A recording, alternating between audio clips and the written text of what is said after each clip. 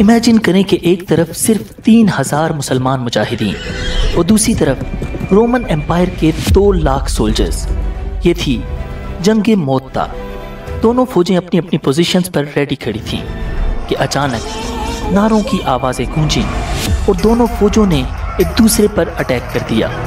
नबी अकरम सल्लल्लाहु अलैहि वसल्लम खुद इस जंग में मौजूद नहीं थे, मगर जिन 3 सहाबाए कराम को आपने लीडरशिप दी थी वो तीनों एक के बाद एक लड़ते हुए शहीद हो चुके थे। अब सब परेशान थे कि इस क्रिटिकल सिचुएशन में मुस्लिम आर्मी की कमांड कौन संभालेगा। मगर फिर अचानक एक यंग सहाबी आगे बढ़े जो नए नए मुसलमान हुए थे। उन्होंने लश्कर की कमांड संभाल ली और फौरन ऐसी स्ट्रेटजी अप्लाई की कि जंग की सिचुएशन टोटली चेंज हो गई। ये यंग वॉरियर थे मुस्लिम हिस्ट्री के ग्रेट जनरल हज़रत खालिद बिन वलीद रज़ियल्लाहु ताला अन्हु।